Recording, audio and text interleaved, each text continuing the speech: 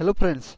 तो आप सभी का स्वागत है friend Indian writing in English series में। तो आज का जो हम लोग को टॉपिक है फ्रेंड्स के एन दारूवाला का ऑथर और बायोग्राफी इसका वर्क हम लोग देखने वाले हैं। तो और आपको बता दें फ्रेंड्स कि ये जो हम लोग फोकस कर रहे हैं ये एमआरएस पीजीटी और टीजीटी को देखते हुए हम लोग इंडियन ऑथर अभी डिस्कस कर रहे हैं फ्रेंड्स, जो कि आज का टॉपिक है के एन दारूवाला। इसके अलावा जो है फ्रेंड मुल्क राजा आनंद अनटचेबल और आर के नारायण, कुशवंत सिंह, ये सब जो है फ्रेंड्स हो चुका है। अगर नहीं देखें तो आप लोग देख सकते हैं। तो चलिए फ्रेंड्स, आज जो है इंडियन ऑथर को हम लोग जो डिस्कस कर रहे हैं, तो आज का जो हम लोग का वो बिंदु है वो आपका जो है वो क्या है, तो के एन दारूवाला पे हम लोग विशेष डिस्कस कर रहे हैं, है ना फ्रेंड्स। चलिए आज हम लोग के एन दारूवाला को डिस्कस करते हैं। तो के एन दारूवाला को अगर देखा जाए फ्रेंड्स, तो ये एक क्या था, आईपीएस ऑफिसर था। और आईपीएस ऑफिसर होते हुए भी ये बहुत ऐसा वर्क लिखा है उसी दौरान में आईपीएस रहते हुए। ये बहुत तरह का वर्क लिखने का काम किया है। जो के एन दारूवाला जो है फ्रेंड्स, ये एक जनरली देखा जाए तो एक अ, जो रियलिटी में देखा है, सोसाइटी में बिलोंग किया है, जो जिसे लोग अपने आप को सोसाइटी में किस तरह से अभी उस समय चल रहा था उसी पे डायरेक्टली लिखने के काम किया है। तो इसका जो सबसे पहले के एन दारू वाला जो है फ्रेंड बोर्न जो हुआ था वो जनवरी 1900, है ना, 37 में, 1937 में, जनवरी 1937 में। कभी कभी क्या है कि फ्रेंड्स ये सब पूछ लिया जाता है, तो इसलिए 1937 में जो है फ्रेंड्स इसका बोर्न हुआ था। और इसका जो बोर्न हुआ था उस समय कहाँ था, लाहौर अभी है ना, लाहौर में हुआ था, है ना, कहाँ पे, एट लाहौर। और ये जो है फ्रेंड कौन सा है फैमिली से बिलोंग करता है, तो पर्सी फैमिली से बिलोंग करता है। ये भी याद रखिएगा, कभी कभी पूछ लिया जाता है कि केन दारू वाला कौन सा फैमिली से बिलोंग करता था, तो विच फैमिली बिलोंग टू दारू वाला, तो दारू वाला पर्सी फैमिली से बिलोंग करता था। ये याद रख सकते हैं, पर्सी फैमिली, है ना, पर्सी फैमिली से बिलोंग करता था फ्रेंड। तो ये आपको कभी कभी इम्पोर्टेंट फैक्ट के रूप में यही सब है ना। के एन दारू वाला जो है पर्सी फैमिली से बिलोंग करता था, ये याद रख सकते हैं। और इसके बाद ब्रिटिश इंडिया नो इन पाकिस्तान, अभी जो है वो उस समय ब्रिटिश इंडिया का पास था, अभी तो पाकिस्तान में है फ्रेंड्स। तो हिज फादर जो है फ्रेंड एन एन सी दारू वाला, इसका जो फादर का नाम जो है वो क्या है, एन सी दारू वाला है, एन सी दारू वाला, है ना, सेम टाइटल है वहीं से, एन सी दारू वाला, है ना। जो कि ये प्रोफेसर से अगर देखा जाए फ्रेंड्स, तो प्रोफेसर से ये क्या था, एक प्रोफेसर था जो कि कहाँ पढ़ाता था, गवर्नमेंट कॉलेज लाहौर में, है ना। इसका के दारूवाला का जो फादर था वो क्या था, प्रोफेशन में प्रोफेसर था, एक टीचर था। तो टीचर के रूप में वर्क जो सेवा दिया है वो कहाँ दिया है, Lahore government college of Lahore में दिया है ना, लाहौर में, गवर्नमेंट कॉलेज ऑफ लाहौर। तो वहाँ पे इसका जो है विशेष रूप से जो सेवा देने के काम किए हैं। तो के एन दारूवाला की जो फैमिली के फादर, इसके जो के एन दारूवाला का जो पिता है वो लाहौर गवर्नमेंट कॉलेज लाहौर में बहुत वर्ष तक सेवा दिया है। और अब before he partition of the India his family left undivided India in the 1945 and moved to the वहाँ से लोग चला जाता है Junagadh, and then to return, फिर अगेन आता है इंडिया, है ना, रामपुर। तो ये भी आपका एक इम्पोर्टेंट फैक्ट है फ्रेंड। जब इसे बिफोर इसे पार्टीशन से पहले जो है फ्रेंड्स वो कहाँ, जूनागढ़ से चल जाता है और वहाँ से फिर रिटर्न आता है देन इंडिया। तो रामपुर में इंडिया का एक स्मॉल सा प्लेस जो है रामपुर में जाके इन लोग रहना शुरू करता है, बस जाता है ना। तो ये एक इम्पोर्टेंट फैक्ट है इसका। और के एन दारू वाला जो है फ्रेंड्स जो हायर एजुकेशन इन इंग्लिश में क्या है, percent in higher education in English, है ना, इंग्लिश लिटरेचर और ये लॉ भी किया है। क्या, इंग्लिश लिटरेचर के अलावा ये लॉ की भी, एलएलबी की भी पढ़ाई कर चुके हैं। तो इसका जो एजुकेशन से रिलेटेड था, ये आपका दो बिंदु है। हायर एजुकेशन में देखा जाए तो इंग्लिश लिटरेचर में ये एमए कर चुके थे, और उसके बाद लॉ की भी पढ़ाई एलएलबी की भी कर चुका है। अब इसका जो हायर एजुकेशन में एक इम्पोर्टेंट फैक्ट जो है friends, he obtained his mother's degree in the master's degree in the, कहाँ से लिया है, इंग्लिश लिटरेचर, इंग्लिश मेजर जो डिग्री है, मैं डिग्री लिया है बैचलर ऑफ आर्ट्स में, जो कहाँ से, फ्रॉम गवर्नमेंट कॉलेज लुधियाना। तो इनका जो के एन दारू वाला का जो है फ्रेंड्स, वो आपका कहाँ से लिया है, लुधियाना से आपको लिया गया। कहाँ से, Ludhiana, government college of Ludhiana, है ना, ये याद रखिए, लुधियाना से लिया गया है। तो हाँ, लुधियाना से लिया गया है, लुधियाना यूनिवर्सिटी ऑफ पंजाब। ये लुधियाना यूनिवर्सिटी कहाँ है फ्रेंड्स, आपका जो है पंजाब में है, याद रखिए पंजाब में। Spend in the year Oxford as a queen Elizabethan house और फॉलो इन द 1980 से 1900 1980 से 1981 तक, है ना, एलिजाबेथन हाउस में ये फ्लो कर रहे थे। Join the Indian police service. हाँ देखिए, आईपीएस बोले थे ना, ये एक आईपीएस थे। आईपीएस, आईपीएस के दौरान ही बहुत सारा चीज़ें इंडिया में देखें कि इंडिया सोसाइटी में रूरल कंट्री साइड एरिया में किस तरह से डोमिनेट किया जा रहा है लोगों को, उस पर ज़्यादा फोकस करते हुए। और आईपीएस के दौरान में भी बहुत सारा इसका बुक जो है फ्रेंड्स जो पब्लिश हुआ है। तो इसका जो पब्लिश हुआ है, तो जनरली अगर देखा जाए तो कंट्री साइड एरिया पे बिलोंग करते हुए लिखा गया है। तो ये जो ज्वाइन करता है इंडियन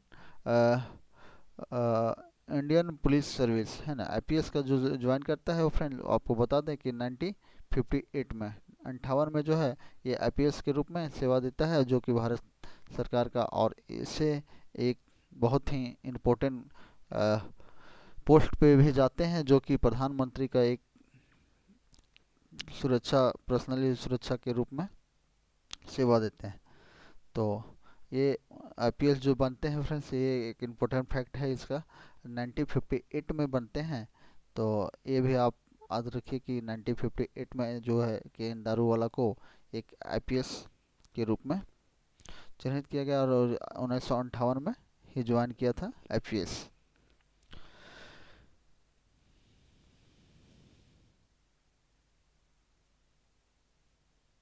तो अब इसका जो आते हैं फ्रेंड नोटेबल वर्क जो है, इम्पोर्टेंट वर्क है, उसको हम लोग जानने का प्रयास करते हैं। तो इसका इम्पोर्टेंट वर्क में है जो कि इम्पोर्टेंट वर्क, तो ये बहुत ही इम्पोर्टेंट है फ्रेंड्स, क्योंकि यहीं से वर्क आपको इसको पूछने की संभावना है।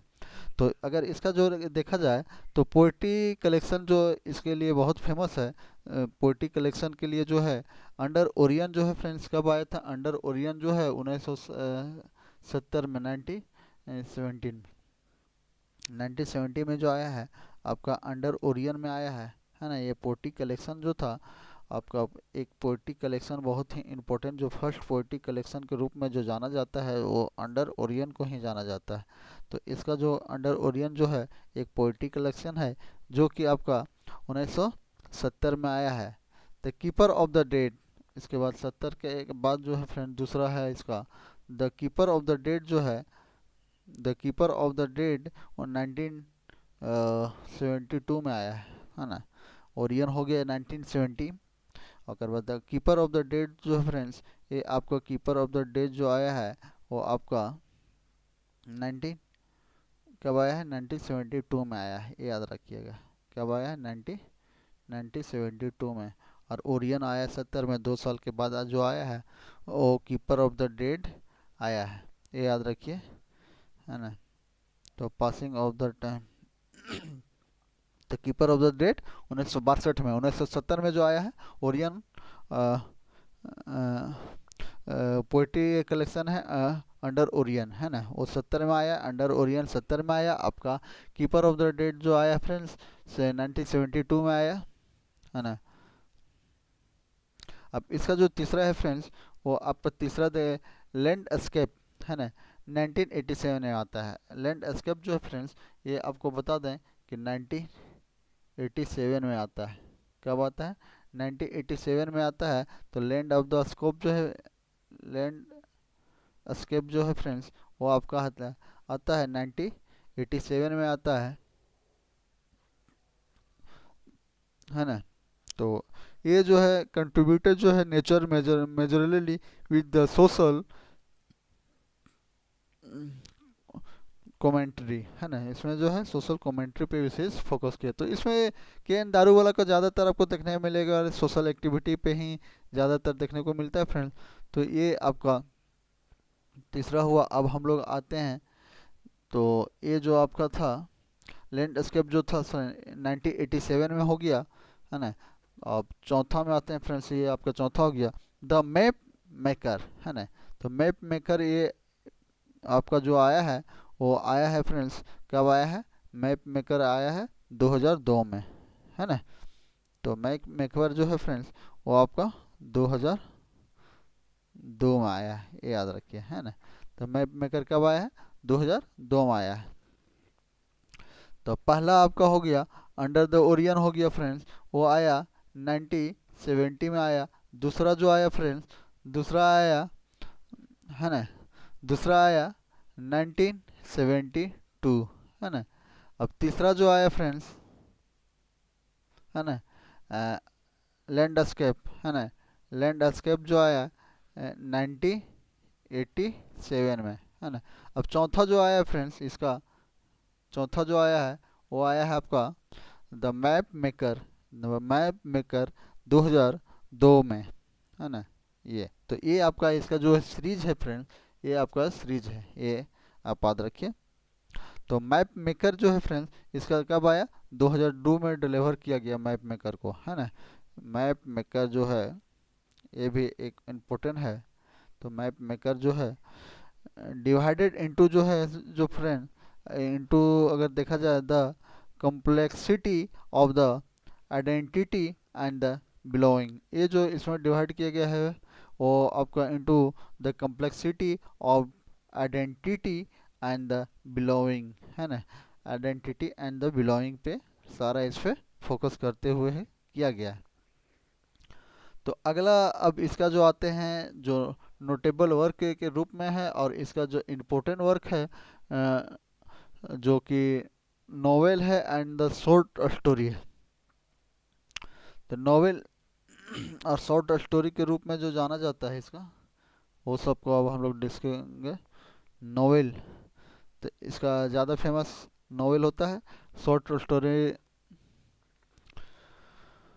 तो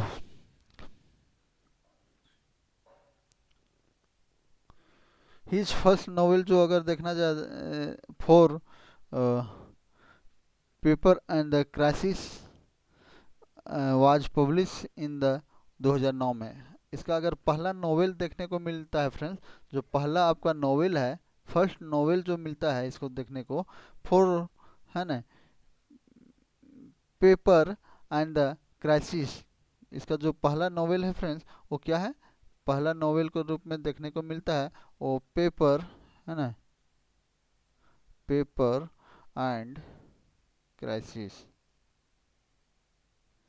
क्राइसिस, है ना।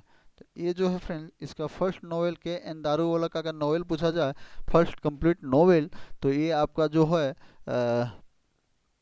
पेपर क्राइसिस है, जो कि आपका 1909 में आया है ना।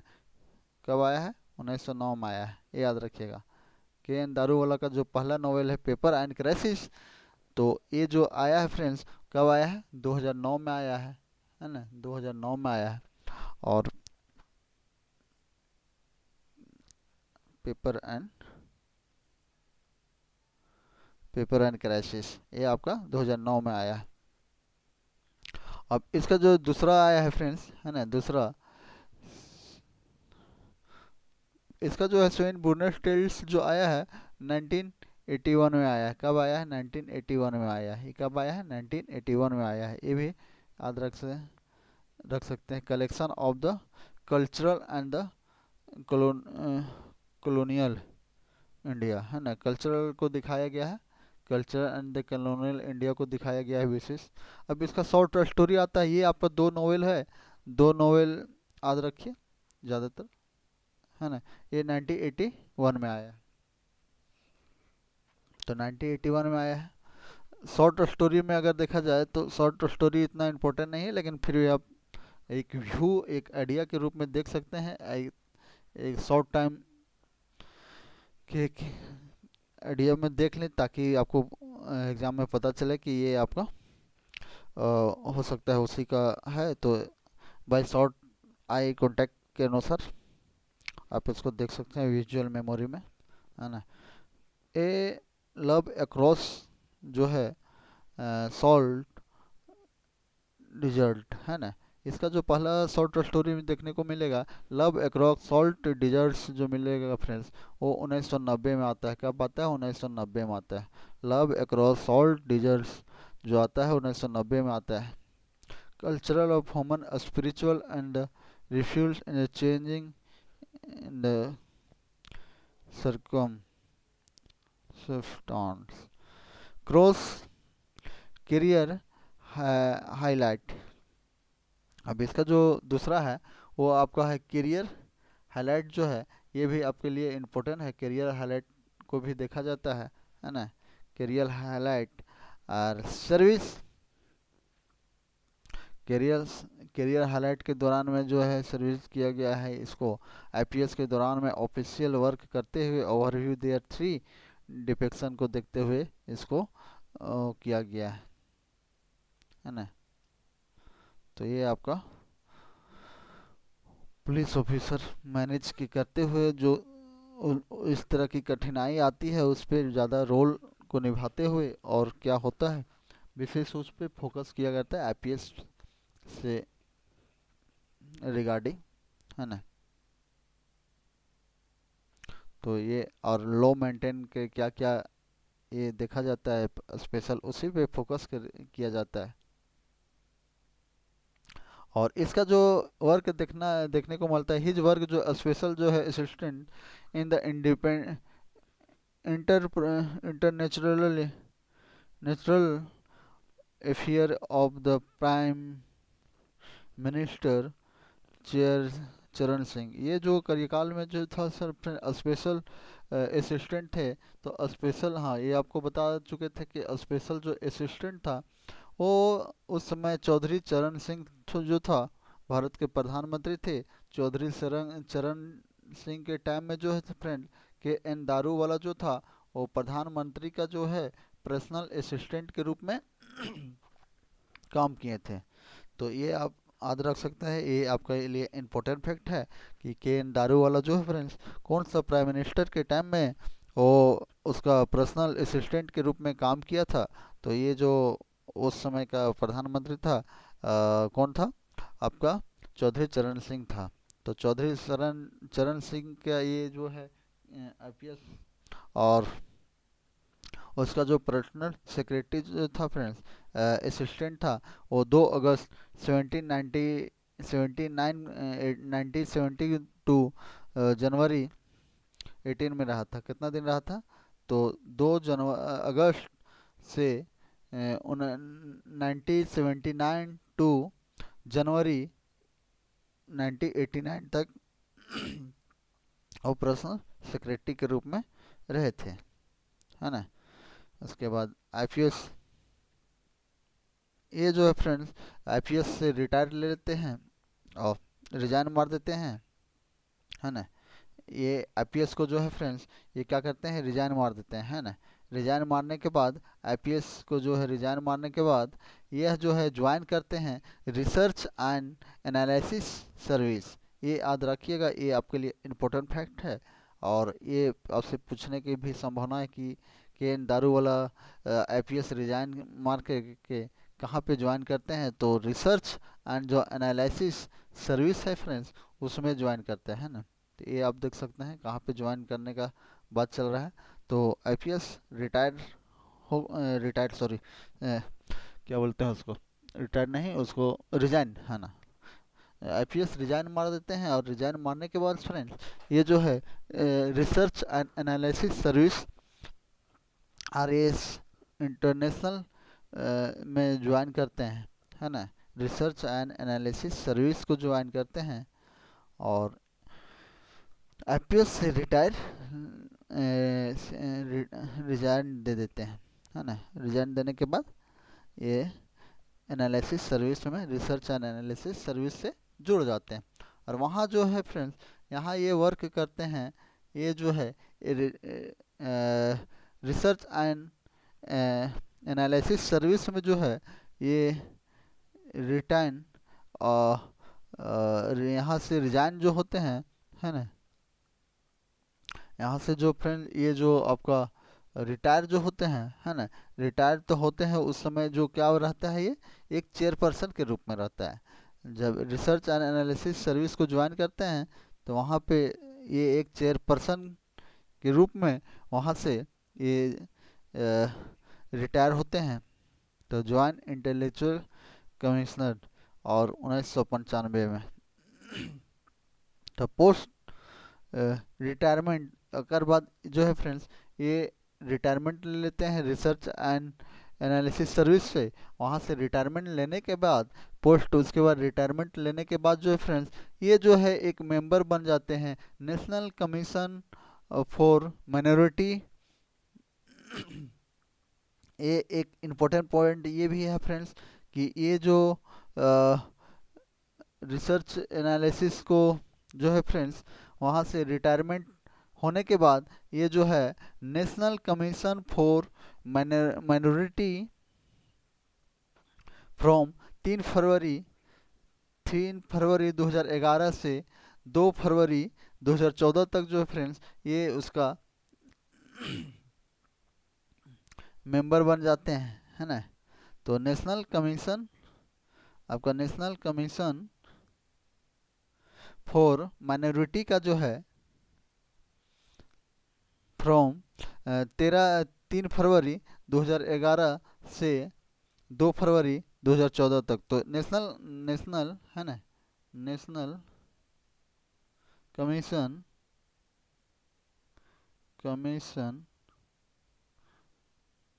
फॉर माइनॉरिटी, है ना, फॉर माइनॉरिटी माइनॉरिटी में जो है फ्रेंड्स वो आपका 3 फरवरी से 2011 से आपका 2 फरवरी 2014 तक ये कार्यकाल में रहते हैं, है ना। तो लास्ट इसका जो कार्यकाल यहीं पे रहता है फ्रेंड्स। तो ये भी आपका इम्पोर्टेंट फैक्ट है, इसको आपको याद रखना पड़ेगा। अब इसका अवार्ड हम लोग देखें तो यहाँ से भी प्रश्न बहुत ज़्यादा पूछा जाता है और प्रश्न पूछने की भी शैली अवार्ड एवं रिवार्ड में इंडियन राइटिंग इंग्लिश में देखा जाए तो अवार्ड से बहुत ज़्यादा प्रश्न पूछा जाता है। तो चलिए हम लोग आज अब इसका जो अवार्ड क्या क्या मिला है उस बिंदु को देखते हुए हम लोग अवार्ड देखते हैं और इसका रिकॉग्नाइज जो था। तो इसको जो फ्रेंड्स सबसे पहले क्या मिला है, साहित्य एकेडमी अवार्ड मिला है। कब मिला है, साहित्य एकेडमी अवार्ड मिला है। तो कब मिला है फ्रेंड्स, तो के एन दारूवाला का अगर अवार्ड देखा जाए फ्रेंड्स तो इसको जो है साहित्य एकेडमी अवार्ड मिला है। तो साहित्य एकेडमी अवार्ड एक बहुत बड़ा अवार्ड होता है जो कि 1984 में मिला है ना। साहित्य एकेडमी अवार्ड जो मिला है फ्रेंड्स, तो इसको जो मिला है तो क्यों मिला है, तो पोएटिक कलेक्शन जो लिखा था friend, the keeper of the dead, है ना, कीपर ऑफ द डेड जो लिखा था तो उसी के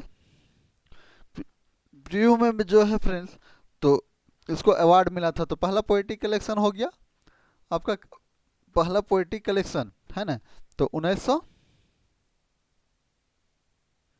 बोलिए 1970। दूसरा पोएटिक कलेक्शन 1972। तो पोएट्री ऑफ द डेड जो लिखा गया था वो कब लिखा गया था, 72 में। और आपको मिलता है कब, 1974 में, है ना। तो इसको जो मिलता है पोएट्री ऑफ द कलेक्शन वो कब मिलता है, 1900 ये साहित्य एकेडमी अवार्ड वो कब मिलता है? 1984 में, है ना। तो इसको 84 में मिलता है, ये आप याद रख सकते हैं। तो क्या कि ये बहुत बड़ा एक होता है। तो इसको जो मिलता है वो मिलता है आपको 84 में मिलता है। और ये बहुत ही इम्पोर्टेंट है, और यहाँ से आपको प्रश्न देखने को मिलेगा। तो देखिए 1972 में पहला हो गया ओरियन 70, 1972 में जो मिलता है, इसमें क्या मिलता है? साहित्य एकेडमी अवार्ड, है ना। इसको लिख देते हैं, साहित्य साहित्य एकेडमी अवार्ड, अवार्ड इन 1984 में, है ना। तो इसको साहित्य एकेडमी अवार्ड मिलता है फ्रेंड्स। तो किसके लिए मिलता है? पोएट्री कलेक्शन जो लिखता है the keeper of the dead, उसके लिए इसको अवार्ड मिलता है, साहित्य एकेडमी अवार्ड। तो ये आपके लिए इम्पोर्टेंट है। और ये लिखाता है 72 में, और इसको मिलता है कब? पहला collection poetry under the Orion 70 में, दूसरा दूसरा आपका ये हो गया, है ना, 72 में। और इसको साहित्य एकेडमी अवार्ड जो मिलता है 1984 मिलता है ना। और कॉमनवेल्थ पोएट्री प्राइज जो है friend Asia for the collection of the poem landscape in the year 1837 में। लैंडस्केप जो है फ्रेंड्स, ये भी आपका एक पोएट्री कलेक्शन है, लैंडस्केप।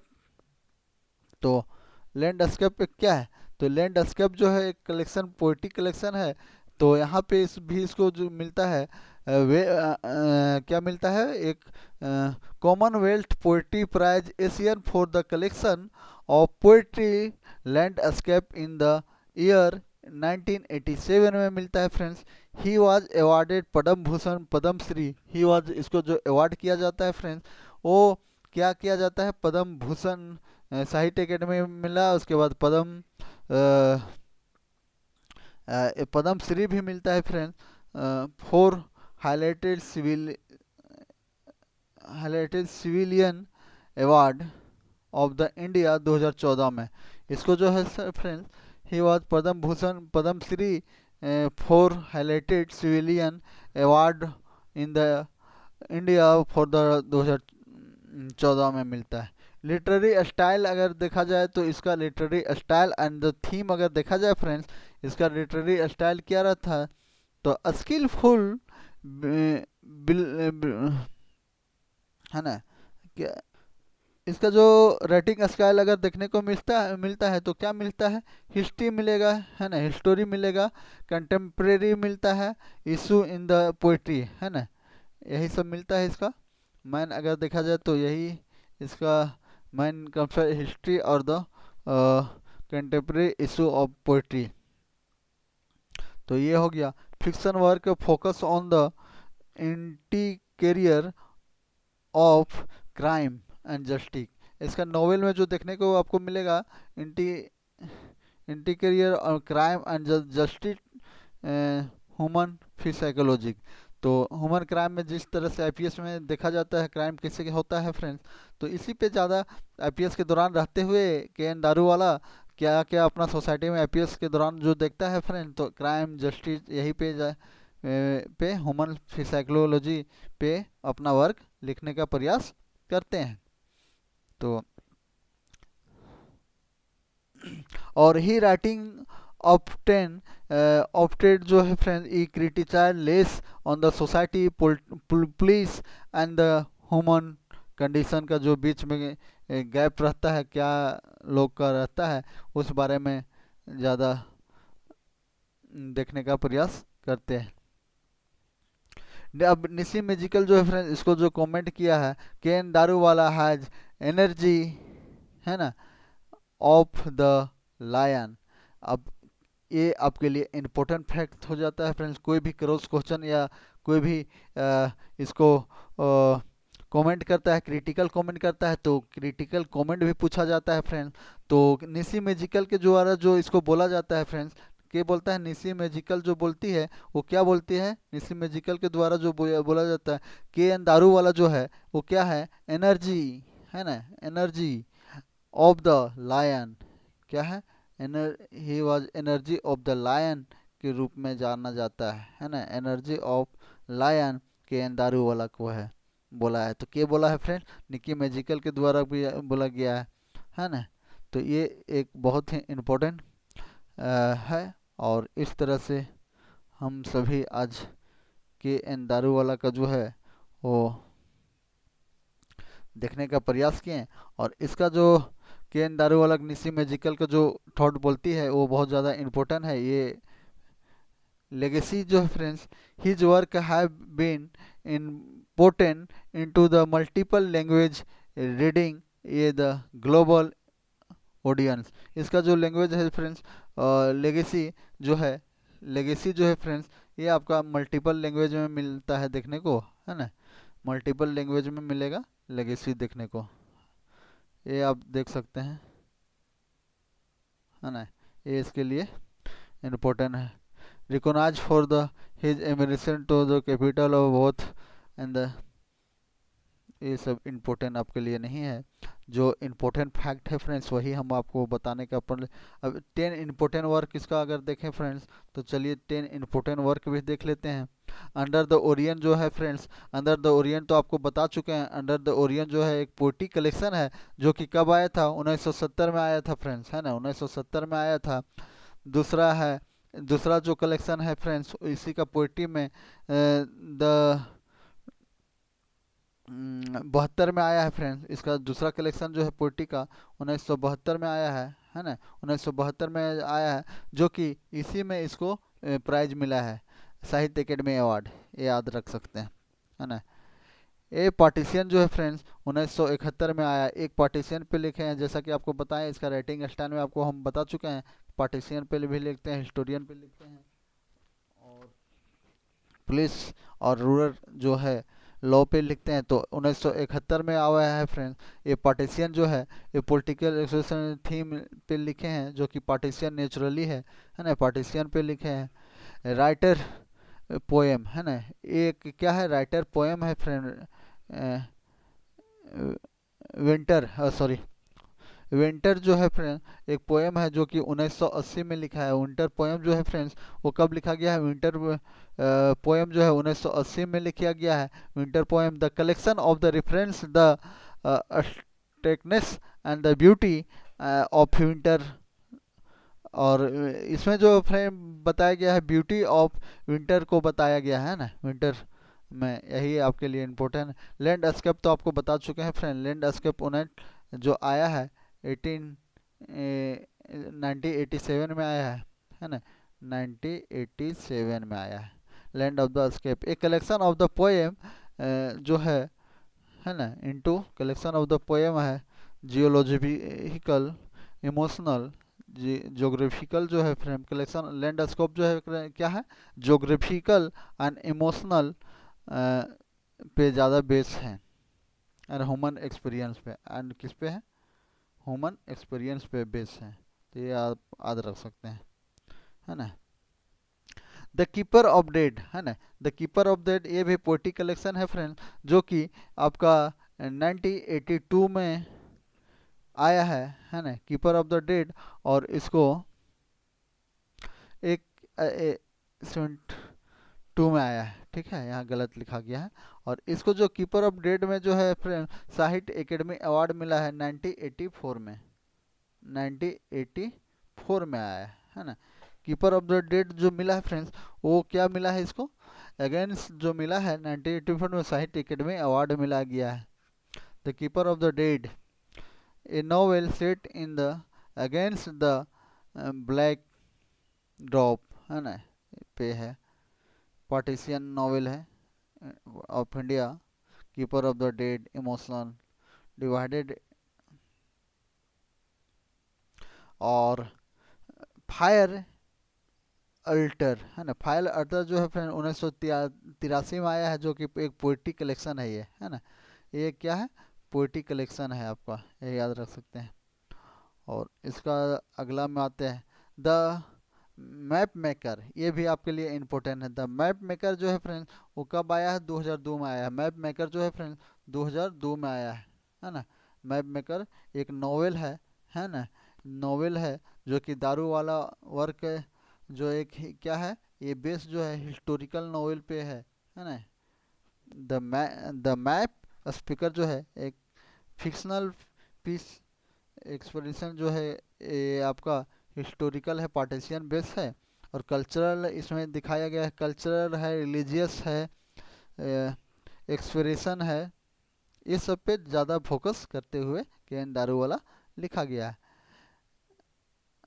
अब आते हैं अगला जो है फ्रेंड, एक्सटेशनल है ना एफेरेंस, तो ये भी आपका 2002 में आया है। इसका ये भी इम्पोर्टेंट है friend, love across the salt present 1979 में, love across the salt a friend जो a novel is a pagan expression of the love and the culture different of the इतना इतना इतना यंगेस्ट वुमन और इतना कुछ हो marriage and called and divided from the Rajasthan JP Daruwala बोले। तो ये आपका जो है फ्रेंड्स इस तरह से आज इनका जो है एंड होता है। तो के एन दारूवाला जो है फ्रेंड्स आप सभी के लिए बहुत इम्पोर्टेंट है और आपके लिए एक एनर्जी का भी स्रोत है। तो के एन दारूवाला फ्रेंड्स जो आज है यहीं पे एंड करते हैं हम लोग, और अगला टॉपिक इंडियन राइटिंग इंग्लिश में कुछ अलग लेंगे। और आपको अगर इसका पीडीएफ चाहिए फ्रेंड तो आप झारखंड स्टडी लवर के टेलीग्राम में आप जुड़ जाइए और वहाँ से आप इसका पीडीएफ ले सकते हैं। अगर आपको वीडियो अच्छा लगे फ्रेंड्स तो लाइक करें, शेयर करें एंड सब्सक्राइब करें ताकि आपको नोटिफिकेशन मिलता रहे। और चलिए फ्रेंड बहुत बहुत धन्यवाद, आज यहीं रखते हैं इंडियन राइटिंग इंग्लिश का, कि एन दारूवाला आज कंप्लीट हो गया। अगला ऑथर फिर नेक्स्ट डे हम लोग करेंगे।